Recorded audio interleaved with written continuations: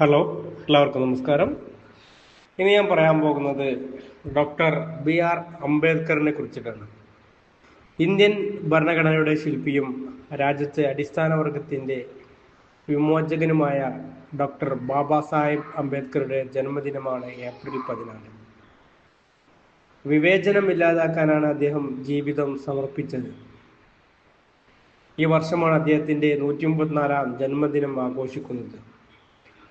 തൊട്ടുകൂടാത്തവരായി അകറ്റി നിർത്തപ്പെട്ട ജനവിഭാഗത്തിന്റെ ഉന്നമനത്തിന് വേണ്ടി പോരാടുന്നതിനായി അംബേദ്കർ തന്റെ ജീവിതം സമർപ്പിച്ചു.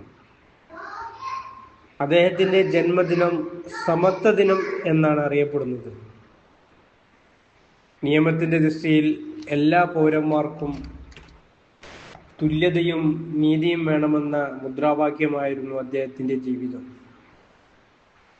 ഉച്ചനീചത്വങ്ങളുടെ അന്തരീക്ഷത്തിൽ നിന്ന് നിശ്ചയദാർഢ്യം കൊണ്ട് ഇന്ത്യയോളം വളർന്ന മഹാജീവിതമായിരുന്നു അദ്ദേഹത്തിൻ്റെത്.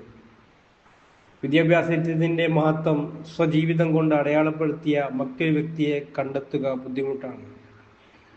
തൊട്ടുകൂടാത്തവരായി അകറ്റി നിർത്തപ്പെട്ട മഹർ ജാതിയിൽപ്പെട്ട ദലിത് കുടുംബത്തിൽ 1891 ഏപ്രിൽ 14 ഭീമറാവു റാംജി അംബേദ്കർ ജനിച്ചു. മധ്യപ്രദേശിലെ ഈസ്റ്റ് ഇന്ത്യ കമ്പനി സുബേദാറായിരുന്ന റാംജി മലോജി സക്പാലാണ് അദ്ദേഹത്തിന്റെ പിതാവ്. പഠനകാലത്ത് ജാതീയ വേർതിരിവുകൾ നേരിടേണ്ടി വന്നു.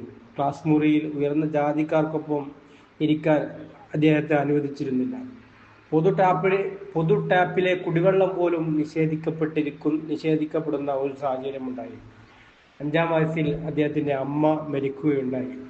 പിതാവും അദ്ദേഹത്തിന്റെ അമ്മായിയും ചേർന്നാണ് അംബേദ്കറെ വളർത്തിയത്. സത്താറയിലും പിന്നീട് ബോംബെയിലുമാണ് സ്കൂൾ വിദ്യാഭ്യാസം പൂർത്തിയാക്കിയത്. ഓർമ്മശക്തിയിലും ബുദ്ധിശക്തിയിലും അസാമാന്യ കഴിവുണ്ടായിരുന്ന ഒരു വ്യക്തിയായിരുന്നു അദ്ദേഹം. ബോംബെയിൽ ഹൈസ്കൂളിലെത്തിയ ആദ്യ ദലിത് സമുദായത്തിൽപ്പെട്ട വിദ്യാർത്ഥിയായിരുന്നു അംബേദ്കർ. 10-ാം ക്ലാസ് ജയിച്ച ആദ്യ മഹർ സമുദായ അംഗവുമായിരുന്നു. ബോംബെ സർവകലാശാലയിൽ നിന്ന് ബിരുദം നേടുകയും അതിനുശേഷം സ്കോളർഷിപ്പോടെ കൊളംബിയ സർവകലാശാലയിലും പഠനം ആരംഭിക്കുകയുണ്ടായി. അതിനുശേഷം ലണ്ടൻ സ്കൂൾ ഓഫ് എക്കണോമിക്സിൽ നിന്ന് ഡോക്ടറേറ്റ് കരസ്ഥമാക്കുകയുണ്ടായി. അദ്ദേഹത്തിന്റെ നിയമപഠനം ലണ്ടനിലായിരുന്നു.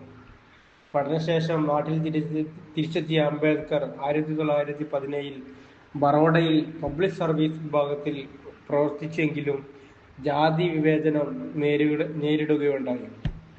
1924 ദലിത് ഉന്നമനത്തിന് വേണ്ടി അജിതകരണി സഭ സ്ഥാപിക്കുകയുണ്ടായി.